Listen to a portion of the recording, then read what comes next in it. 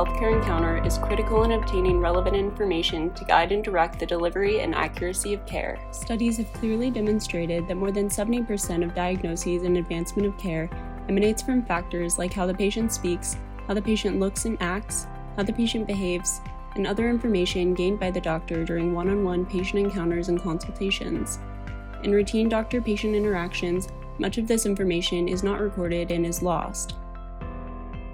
Our sponsors, Dr. Marvin Slepian and Dr. Fuad Rahman, want to focus on specific aspects of the doctor-patient interaction from a signal processing perspective to determine ways in which this information can be detected, processed, and stored within an interface that is accessible at the doctor's fingertips. They also want to explore how these signals can be exploited to build a model for the patient in terms of how they are interrelated, hopefully eventually leading to be useful within the framework of a decision support tool. We are Team 21049 and we engineered Subtle Sounds 2.0, a system that processes adventitious sounds including heart, breath, and speech sounds to provide doctors with meaningful insight into patient conditions.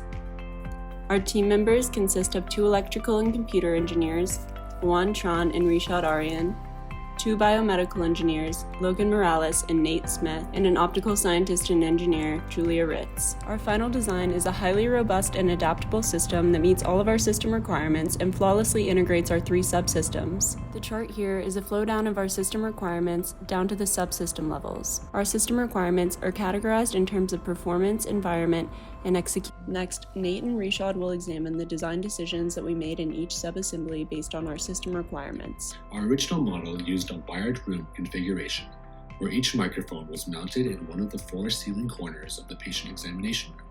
In order to meet the mobility system requirement, we would need to find a way for the microphones to be taken off of their mounts quickly and easily. Therefore, we decided to modify the wired room by mounting the microphones on tripod stands placed near the 4 corners of the room instead of wall mounts.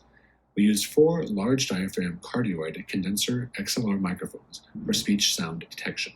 Our decision was based on 3 key factors. The first being that cardioid microphones' front-focused pattern isolates sound directed from the source to minimize extraneous noise. Second, large diaphragm condenser microphones generally have accurate transient responses. And lastly, XLR connections are the go-to standard for high-quality audio inputs. The microphones we chose to use have a 48-volt phantom power requirement and output to analog signals. In order for the speech sound signals to be compatible with our software, we implemented 2 PreSonus AudioBox USB interfaces. These audio interfaces supply the required 48 volts of phantom power and convert the analog signals to digital signals. Each AudioBox is equipped with 2 microphone inputs, thereby reducing the microphone subassembly cost. The stethoscope subassembly employs heart and breath sound detection via the ThinkLabs 1 electronic digital stethoscope. This stethoscope has Bluetooth compatibility, but can also be connected with a 1/8 inch cable to the computer. The main physical components of our computer subassembly are the HP desktop computer and the 20-inch Dell computer monitor. Our software was coded in Python because of its simplicity and access to popular signal processing libraries. For speech transcription, we use the speech recognition library, which has a backend to the Google Speech Recognition API. For long-term features, which includes the harmonic to noise ratio, jitter, and shimmer, we chose to use the Parselmouth library, which is a Python port to the Pratt software. For short-term features, which includes the zero crossing rate, energy entropy, spectral centroid, spectral flux, spectral roll-off, and spectral spread, we use the Pi audio analysis library. These libraries were chosen because they are the industry standard. Finally, to make our GUI, we use the library PySimpleGUI for its simplicity and ease of use. The GUI controls all software components and represents the computer software configuration item. Under it, we have 4 computer software components. The microphone and stethoscope CSCs control our peripherals. From the GUI, these components are accessed when the doctor takes measurements. Once all sounds are recorded, hitting the Done button will access the signal processing and report generation CSCs. The signal processing CSC uses the Parselmouth and Pi audio analysis libraries to make all necessary computations and generates all the plots. Once all calculations are made, the report generation CSC compiles everything into a readable and interactive HTML report. Under every sound category, one finds the amplitude and spectrogram plots. Below that, there is a sound player to access all the actual recording. Below that, there are the long-term features, which are just numbers. Finally, there are several graphs for the short-term features. A patient's file can be accessed a couple ways. Firstly, a patient's name can be entered into the GUI. Secondly, in the main folder of the Subtle Sounds program, there is a folder called Database. Inside is a list of all patient encounters. Clicking on any one folder will bring up all relevant information.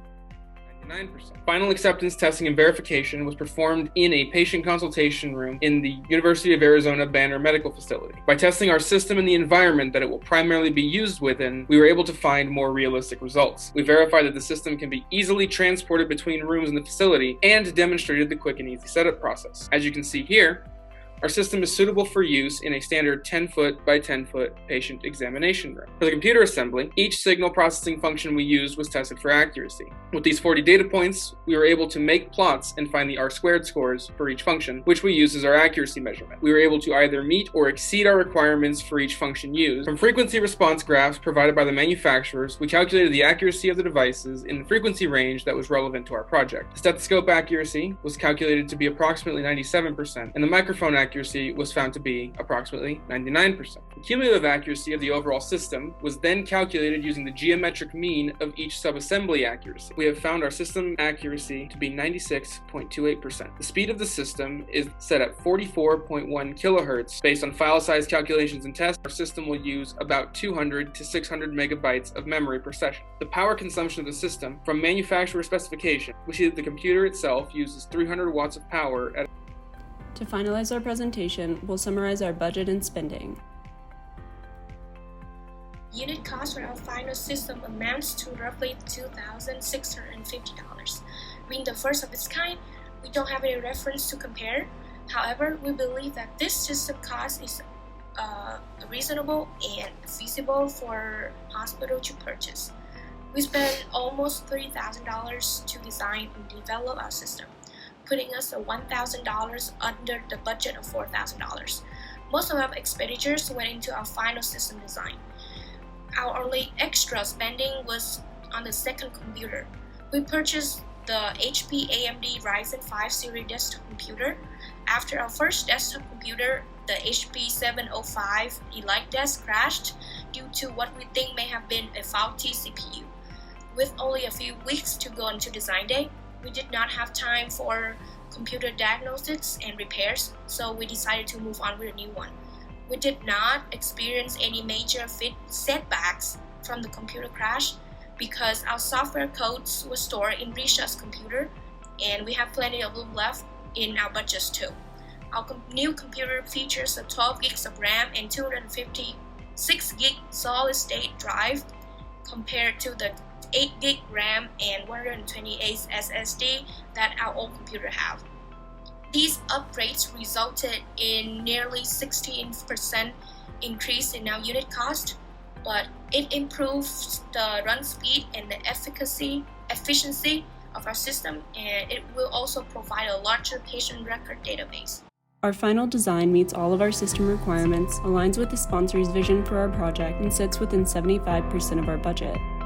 We would like to give a special thanks to Gary Redford, our mentor and professor for the last 2 semesters, for all of the guidance, help, and time that he has given us. We would also like to thank our sponsors, Dr. Marvin Slepian and Dr. Fuad Rahman, for providing us with the opportunity to do this project.